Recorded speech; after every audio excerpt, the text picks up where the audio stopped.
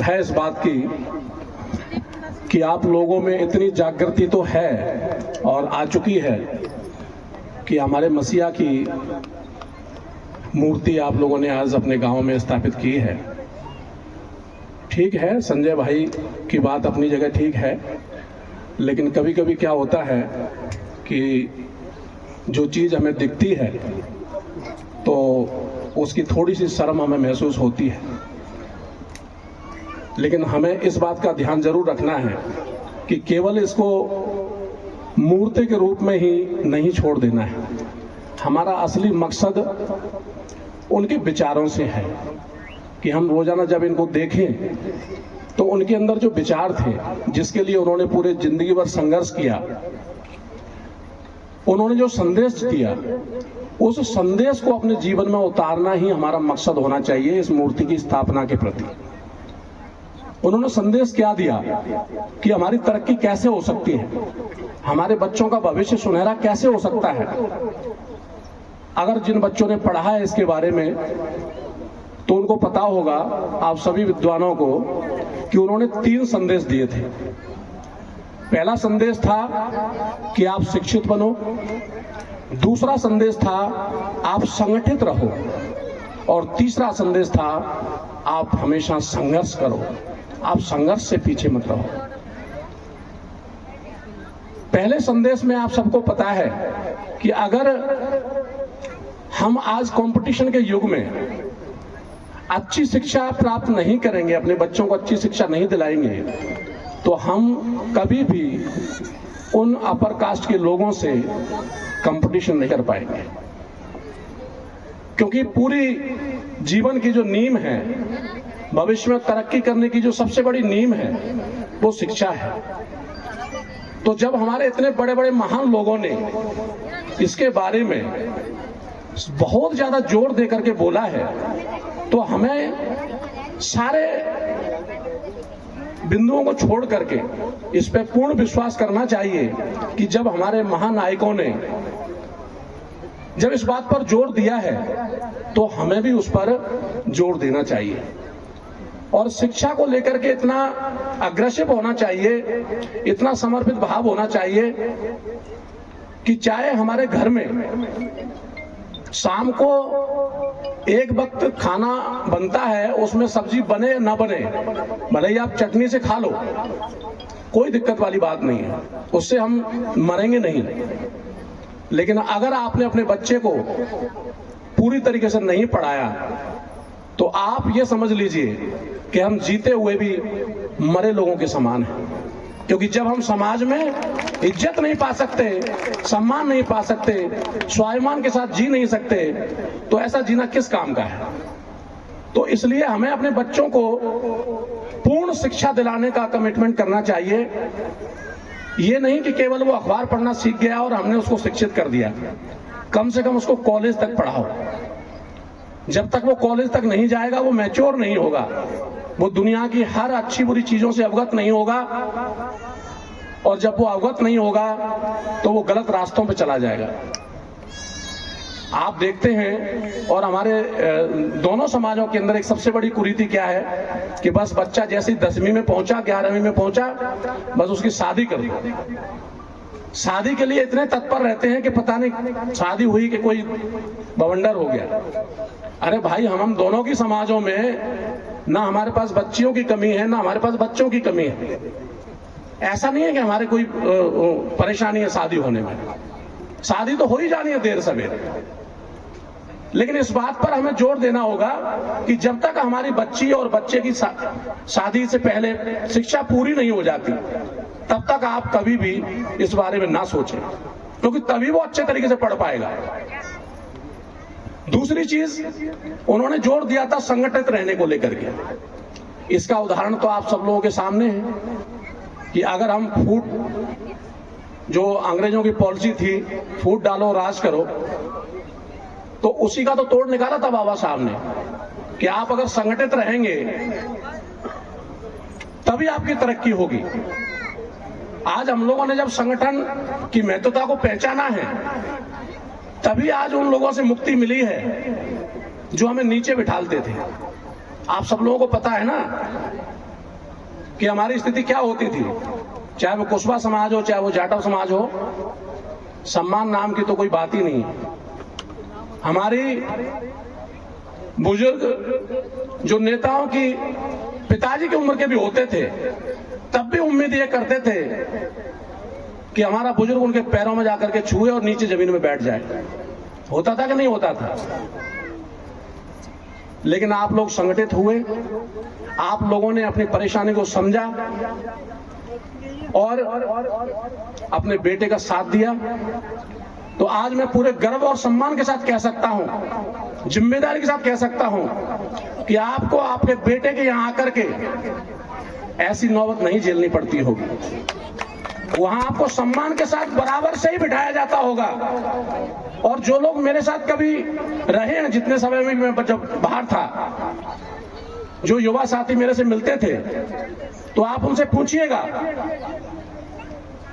कि मैं अगर नाश्ते के समय पर हूं तो मैंने कभी भी युवाओं को, चाहे वो किसी भी समाज का हो, उसको अपने साथ बिठा करके ही नाश्ता कराया होगा। अगर खाने का समय है तो उसको अपने साथ बिठा करके, अपने बगल में बिठा करके उसको खाना खिलाया होगा। क्योंकि मेरी नजर में कोई धर्म, कोई जाति, कोई विशेष मैं मानता ही नहीं हूं। मैं केवल इंसानियत को मानता हूं। सभी में एक जैसा ब्लड बह रहा है। और आप थोड़ा सा सर्च करेंगे, जो लोग अपने मतलब के लिए जहर बोलते हैं, जाति के नाम पर, धर्म के नाम पर, वो केवल अपना मतलब सिद्ध करते हैं। आप उनसे पूछिए, उन मठाधीशों से, कि तुम अपने बाप के बाप के बाप के बाप के बाप को आगे देखोगे, आप जाकर के करीबन 5000 साल आगे जाइए, तो हम सब लोगों को एक ही बाप निकलेगा। आप समझ रहे हो मेरी बात को? अभी आप 100 साल में देखिए कितनी जनसंख्या थी। 100 साल पहले जनसंख्या कितनी थी दुनिया की, और आज क्या है? अब उसी 100 साल से अगर आप और आगे जाओगे, 200 साल आगे जाओगे तो जनसंख्या आधी हो जाएगी। उससे और नीचे जाओगे तो और आधी हो जाएगी। और जब 5000 साल पे जाओगे तो हालत क्या होगी? सभी के पूर्वज तो एक ही निकलेंगे ना। आप किसी का भी ब्लड चेक करा लेना, आप एक ब्राह्मण का निकाल लेना, एक कुशवा का निकाल लेना, एक जाटव का निकाल लेना, एक ठाकुर का निकाल लेना, एक वाल्मीकि का निकाल लेना, और उनका डीएनए चेक कराना। मैं आपको गारंटी दे रहा हूं, सभी का डीएनए मिलेगा। किसी का कम मिलेगा, किसी का ज्यादा मिलेगा। क्यों मिलता है? क्योंकि हकीकत यह है कि हमारी मानव जाति का कहीं से शुरुआत तो एक से ही हुई है ना। ये तो कुछ मतलबी लोगों ने अपना उल्लू सीधा करने के लिए, अपना भला करने के लिए, अपनी तानाशाही स्थापित करने के लिए हम लोगों को बांट दिया है। और उसी जहर का आज तक हम लोग परेशानियों में जीते रहे हैं। और उसी को दूर करने के लिए बाबा साहब ने प्रयास किया था, महात्मा ज्योतिबा फुले ने प्रयास किया था, और उसी का नतीजा है कि आज अपन लोग चैन की सांस ले पा रहे हैं। तो इसलिए हमें संगठित होने की जरूरत है। लोग आपको बांटने के लिए आएंगे, तरह तरह के लालच देंगे, लेकिन हमें उनकी बातों में नहीं आना है। आपको यह देखना है कि आपका ऐसा कौन सा भाई है जो आपको गले लगा के आपको अपने भाई की तरह माने, आपको अपने साथ बिठाए, आपके हर बुरे वक्त में और हर खुशी में शामिल हो। ये नहीं कि चुनाव आए तो आपके हाथ जोड़ लिए और अब तो मैंने हालत ऐसी कर दी कि आपके पैर भी छू लेंगे। पहले नहीं ऐसा होता था। तो केवल मतलब के लिए नहीं, आपको समझना पड़ेगा। वो मतलब के लिए आज की डेट में तो पैर छू लेंगे आपके, लेकिन क्या वो 5 साल ईमानदारी से पूछना अपने दिल से कि जो राजनीति करते हैं, जो अपने मतलब के लिए चुनाव पर आपके पैर छू रहे हैं, क्या वास्तव में वो 5 साल आपके पैर छू सकते हैं? आप पूछ लेना, आपको जवाब मिल जाएगा अपने आप से। तो हमें इनकी इन चालाकियों को समझना है। जब तक आप इनकी चालाकियों को नहीं समझोगे, तब तक ये हमारा ऐसे ही शोषण करते रहेंगे। इनसे बड़ी मुसीबतों के साथ में, बड़ी एकता के साथ में और एक संघर्ष करने के बाद में मुक्ति मिली है। अब आप दोबारा से कोशिश मत करो कि जो आजादी आपको मिल गई है वो दोबारा से आप उनको पकड़ा दो। इसलिए बाबा साहब ने ये कहा था कि आप हमेशा संगठित रहो। संगठित रहोगे तो कोई भी बड़ी से बड़ी ताकत हो आपको आंख नहीं दिखा सकती, लेकिन संगठित नहीं होगे तो स्थिति ये होगी कि आपके गांव में आपकी समाज का वोट ज्यादा होगा, 80% होगा, और किसी समाज का वोट 10% होगा और पता चले सरपंच वो 10% वाला बन गया, 80% वाले 4 जगह बट गए और सत्यानाश कर लिया अपने आप का। तो इसलिए हमें संगठित होने की जरूरत है। आपस में जो लोग नहीं मानते हैं उनको आपस में 5 लोगों के बीच में बिठाओ, उनको बीच में बिठाओ कि भाई तुम 4 लोग लड़ रहे हो, इसका फायदा क्या है। आप 4 लोगों को स्टेज पे बिठा करके पूछो उससे कि भाई आपको नेता बनाने वाला कौन है। गांव के लोग हैं तो गांव के लोग जिसको पसंद कर लें, जिसको पसंद कर लें वो व्यक्ति आगे हो जाएगा।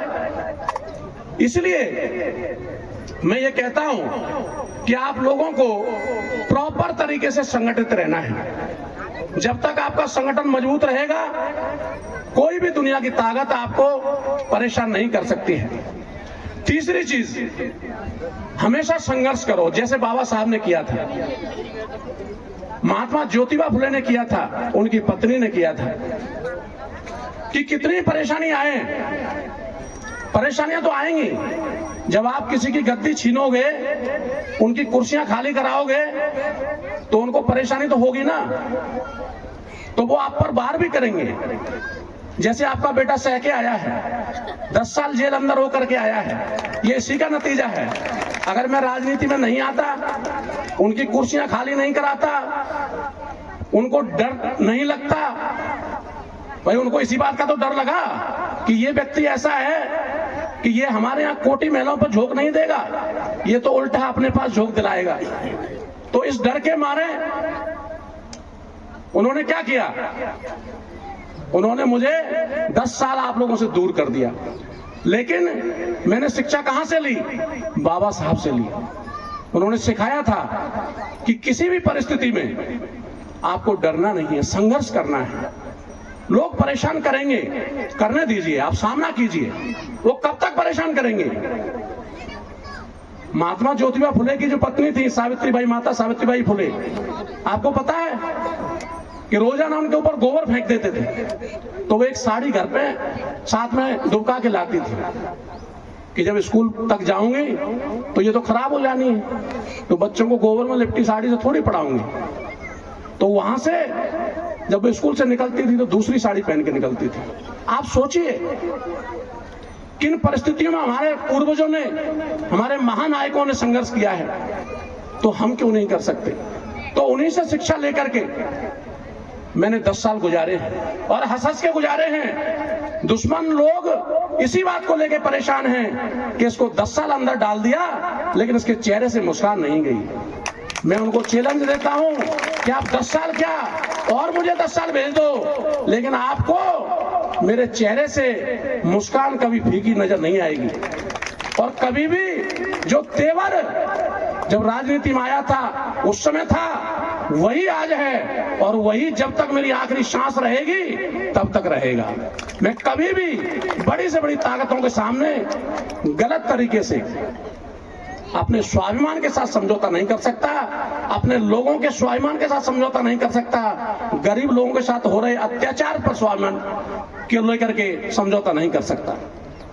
आप सब गरीब लोगों ने मुझे अपना नेता बनाया तो इनके भले के लिए थोड़ी बनाया, अपने भले के लिए बनाया।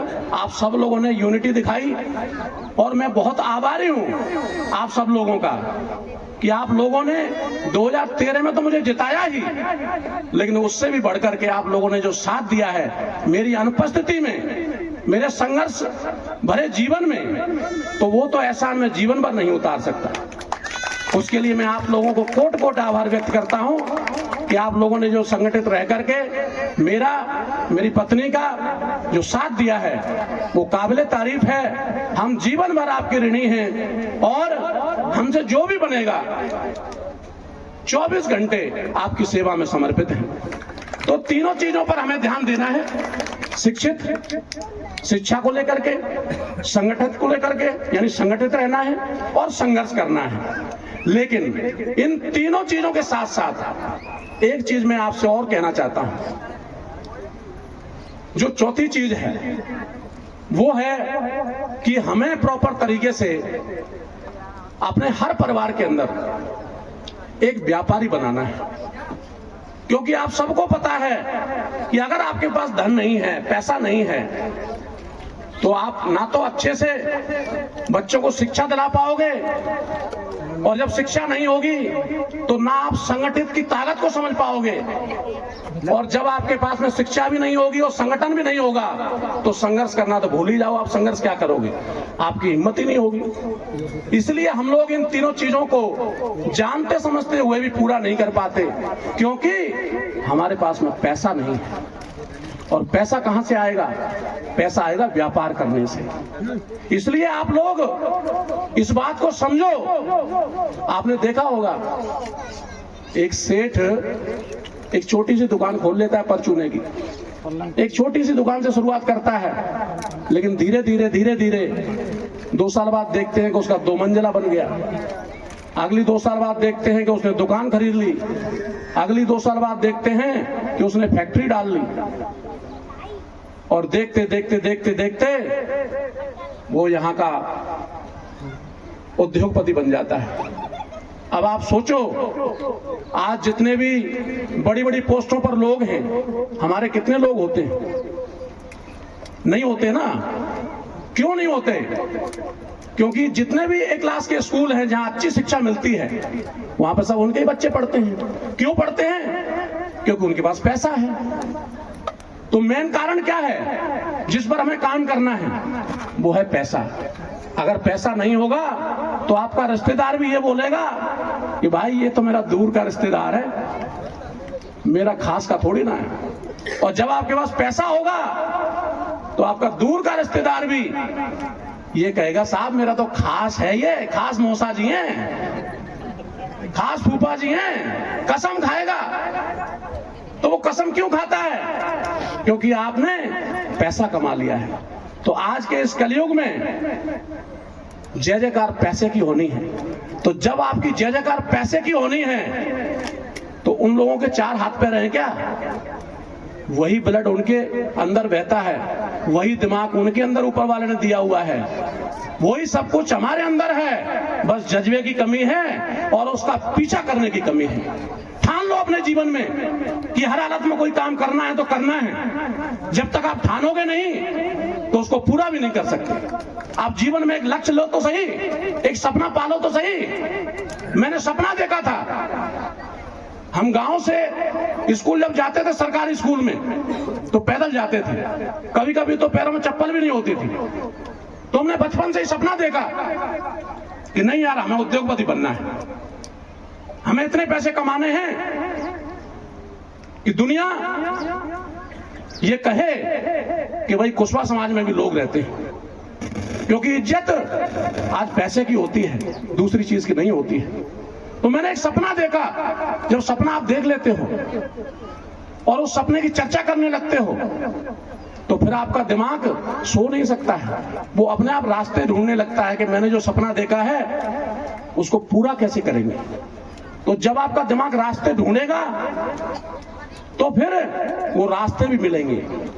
तमाम महान लोगों ने कहा है कि जब आप रास्ते पर निकलने लगते हो घर से तो पूरी कायनात लग जाती है आपको रास्ता दिखाने के लिए, लेकिन निकलना तो पड़ेगा ना। अगर आपको दिल्ली जाना है और घर से निकलो ही नहीं, आप घर पे माला जपते रहो, किसी भी देवी देवता को पूछते रहो, क्या दिल्ली पहुंचाएगा कोई देवी देवता? नहीं पहुंचाएगा। आपको घर से निकलना पड़ेगा। अगर आपको देर से पहुंचना है तो पैदल चले जाओ, अगर आपको थोड़ा और जल्दी पहुंचना है तो साइकिल से चले जाओ, और जल्दी पहुंचना है तो मोटरसाइकिल का इंतजाम कर लो पैसे के लिए, और जल्दी स्पीड में जाना है तो कार ले जाओ। ये आपको तय करना है कि आपने जो सपना सोचा हुआ है वो कैसे पूरा करना है। लेकिन सबसे पहले वो सपना सोचना तो पड़ेगा ना कि आप क्या बनना चाहते हो, आपको जीवन में कितने पैसे चाहिए। तो इसलिए मैं अपने सभी युवाओं को ये कहना चाहता हूं, मैंने तो यहां तक की एक मुहिम छेड़ी हुई है कि हम अपने लोगों के लिए हर हालत में, हर घर के अंदर कम से कम एक बिजनेसमैन खड़ा करें। जिनको परेशानी है, कोई उनको समझ अगर नहीं आती है कि व्यापार कैसे शुरू करना है, कैसे उसको स्थापित करना है,